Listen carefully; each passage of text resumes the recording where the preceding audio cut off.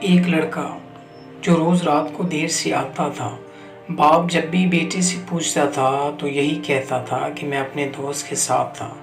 ایک رات وہ کافی دیر سے گھر کو آیا تو ابا نے وہی پرانا سوال کیا کہ آپ کہاں تھے، اور بیٹے نے بھی وہی جواب دیا، جس پر اس کے باپ نے کہا کہ آج مجھے تمہارے دوستوں کے ساتھ ملنا ہے۔ بیٹے نے کہا کہ ابو، ابھی تو رات کو کافی دیر ہو چکی ہے، صبح ان کے ساتھ ملیں گے۔ ابو نے کہا نہیں، مجھے ابھی ملنا ہے تاکہ آپ کے دوست کا پتہ چلے۔ باپ نے ابھی پہ زور دیتے ہوئے کہا۔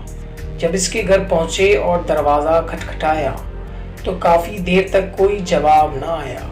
بالآخر بالکونی سے سر نکال کر ایک بزرگ نے، جو اس کے دوست کا باپ تھا، آنے کی وجہ دریافت کی تو لڑکے نے کہا کہ میں اپنے دوست سے ملنے آیا ہوں اس وقت، مگر وہ تو سو رہا ہے۔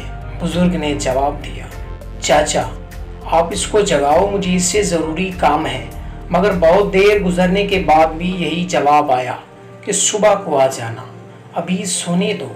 اب تو عزت کا معاملہ تھا تو اس نے ایمرجنسی اور اہم کام کا حوالہ دیا، مگر آنا تو دور، دیکھنا اور جھانکنا بھی گوارا نہ کیا۔ باپ نے بیٹی سے کہا کہ چلو اب میرے ایک دوست کے پاس چلتے ہیں جس کا نام خیردین ہے۔ دور سفر کرتے اذانوں سے ذرا پہلے وہ اس گاؤں پہنچے اور خیردین کے گھر کا دروازہ کھٹکھٹایا، مگر جواب نہ آیا۔ بالآخر اس نے زور سے اپنا نام بتایا کہ میں اقبال، مگر پھر بھی دروازہ ساکن اور کوئی حرکت نہیں۔ اب تو بیٹے کے چہرے پر بھی مسکراہٹ آ گئی، لیکن اسی لمحے لاٹھی کی ٹھک ٹھک سنائی دی اور دروازے کی زنجیر اور کنڈی کھولنے کی آواز آئی۔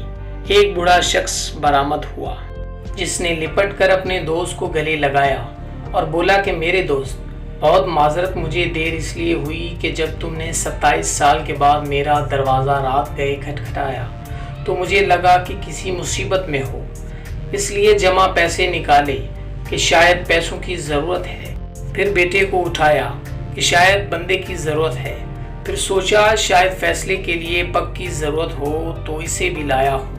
اب سب کچھ سامنے ہے، پہلے بتاؤ کس چیز کی ضرورت ہے۔